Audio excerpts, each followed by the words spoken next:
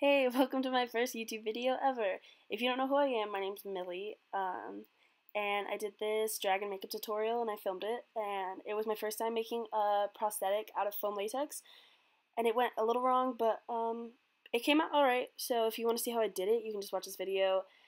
And I'm not a professional by any means. I did this completely on my own. The only, thing I've seen of people doing this is, Face Off, so this is completely just me, kind of guessing besides the instructions of how to cook the latex. And I'm going to apologize in advance for how many times I say and think in this video. It's a problem. I need to work on it. I'm sorry guys, but I still hope you like the video and enjoy. Here I have all the stuff that I use. So I have 50 pounds of WED clay, 50 pounds of Ultra Cal 30 gypsum cement, the Monster Maker's foam latex system, prosthetic grade, and I have some sculpting tools, and altogether it was like $100, but the shipping was $150 just because it's so heavy. And the Monster Makers is based in Ohio. If you lived there, you could probably just pick it up or buy it somewhere closer to you or locally, and then it would be a lot easier. So here I'm just smearing clay onto the mannequin head because I didn't really know where to start, and this is kind of where I got from that starting point. And then I'm just taking water on my finger and smoothing out the clay just so that it has a nicer feel to it. And this was the last video that I got of it before I added a lot more detail and stuff.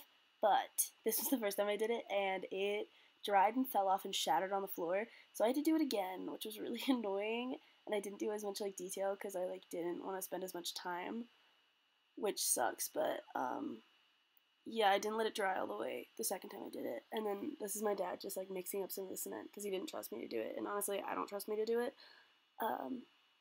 Yeah, so we just poured it into a plastic bag with the head sculpture in to make a mold, and then just left it there overnight. And this was filmed on my brother's Samsung, which just shows how worse the quality is on Samsungs versus an iPhone, which the rest of the video is filmed on an iPhone.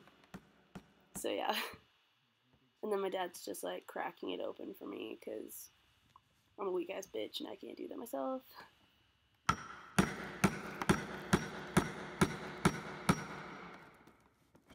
And he got it open, but it cracked in half, unfortunately. But we just drilled a metal bar in the bottom, and it was fine. There was just kind of some leakage of the foam latex, but it was okay. Just cleaned it up, and then I was just scraping the clay out of the mold in that last shot. And then this is all my stuff set up with a little scale to measure out all of the foam latex bits, just so that I know that I have the right amount. And then I have an Oster oven. I think I got it at Walmart. It was $99, I think, and it's the biggest one that they had, so I bought it. Safety is important, guys, so I was wearing this mask. My dad's an engineer and works with chemicals and stuff like that. He had this one, and you just have to filter out the ammonia, otherwise it can kill you. And I was also wearing some protective eye glasses and some latex gloves to make sure it didn't get on my hands.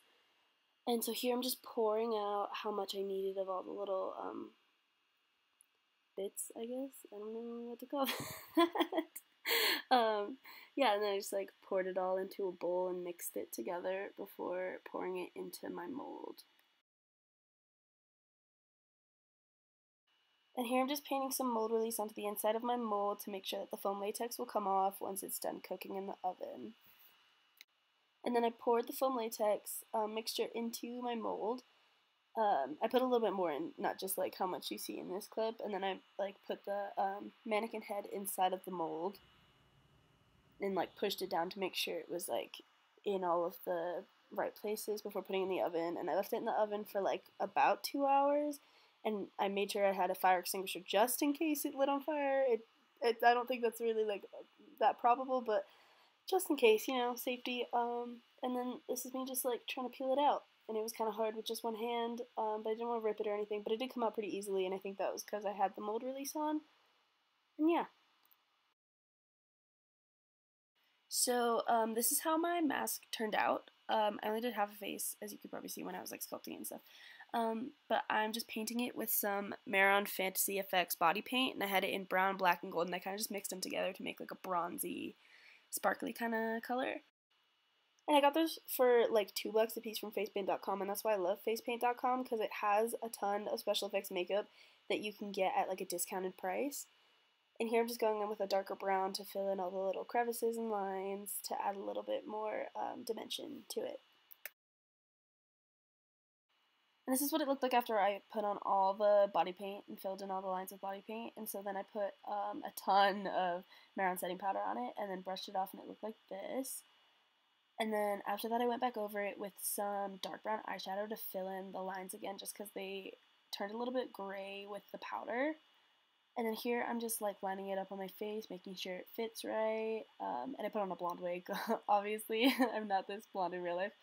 And then I'm just putting some Prosthetic on my face where the prosthetic is going to like sit, I guess. And I also put it on the prosthetic and then let it dry and get a little tacky before I stuck it down to my face.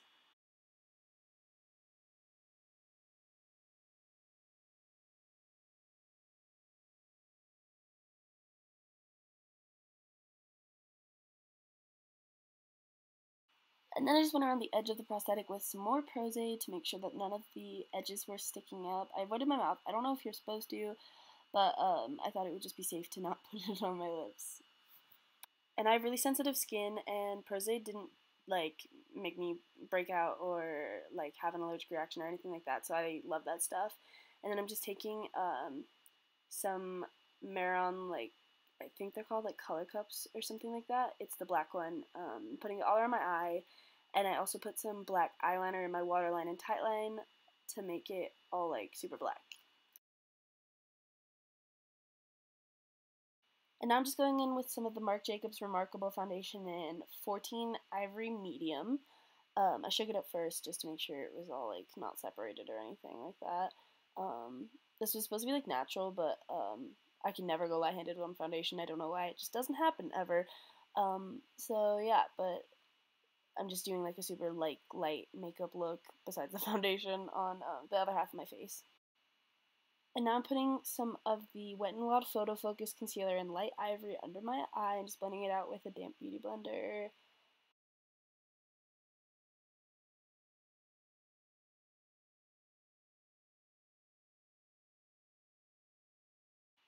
I don't know why I posed like that with the palette, but it's the Tarte Pro Glow Kit, and I'm just taking the cream contour shade in it and contouring out the hollows of my face, like my cheekbones, jawline, all that fun stuff.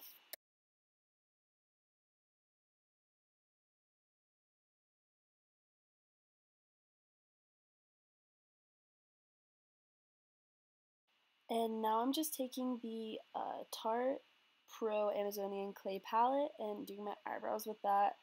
I don't know why I just kind of like doing my eyebrows with eyeshadow, but I kind of need to find some like new stuff to do my eyebrows with, I guess. I just need to experiment a little bit more with them before I find something that I'm like in love with. But for now, this will do. And I know all of my makeup is like super dirty and covered in like white handprints. It's the struggles of being pale and having like black makeup products.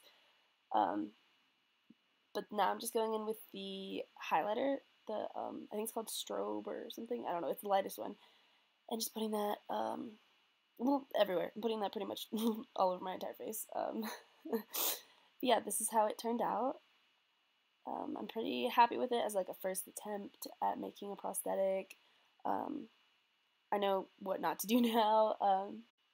I really hope you guys liked the video, and if you did, please subscribe or like it or comment. I would really appreciate it.